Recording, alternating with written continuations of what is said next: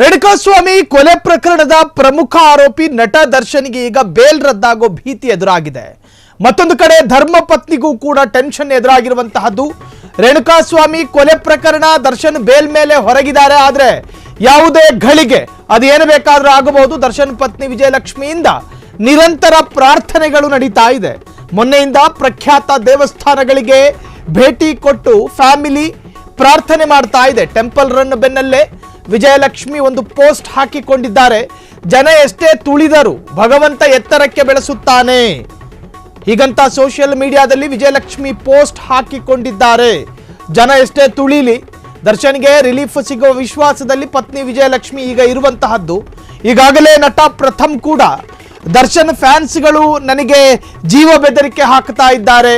ನಟಿ ರಮ್ಯಾ ಕೂಡ ಒಂದು ಕಡೆ ದರ್ಶನ್ನ ಫ್ಯಾನ್ಸ್ಗಳು ನನ್ನನ್ನು ಅತ್ಯಂತ ಅಶ್ಲೀಲವಾಗಿ ಚಿತ್ರೀಕರಿಸ್ತಾರೆ, ನನ್ನ ಬಗ್ಗೆ ಇಲ್ಲ ಸಲ್ಲದ ಊಹಾಪೋಹಗಳನ್ನು ಹಬ್ಬಿಸ್ತಾರೆ, ನನ್ನನ್ನು ಅತ್ಯಂತ ಕೆಟ್ಟವಾದ ರೀತಿಯಲ್ಲಿ ನನ್ನನ್ನು ಚಿತ್ರೀಕರಿಸ್ತಾರೆ ಎನ್ನುವಂಥ ಆರೋಪ.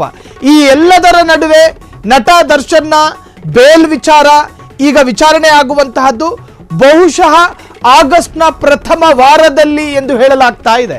ಇನ್ನೂ ಕೂಡ ಆ ಡೇಟ್ ಅಧಿಕೃತ ಅಲ್ಲ. ನೋಡಿ, ಆ ಪೋಸ್ಟ್ ಅನ್ನು ಗಮನಿಸ್ತಾ ಇದ್ದೀರಿ. ಇದು ವಿಜಯಲಕ್ಷ್ಮಿ ಅವರು ಪೋಸ್ಟ್ ಹಾಕಿಕೊಂಡಿರುವಂತಹದ್ದು.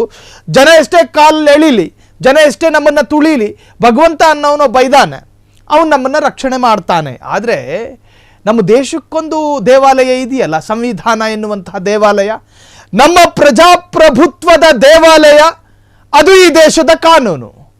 ಪ್ರಜಾಪ್ರಭುತ್ವದ ದೇವರು ಅದು ನ್ಯಾಯಾಲಯದ ಪೀಠ. ಅಲ್ಲೊಂದು ಕಾನೂನು ಇದೆಯಲ್ಲ.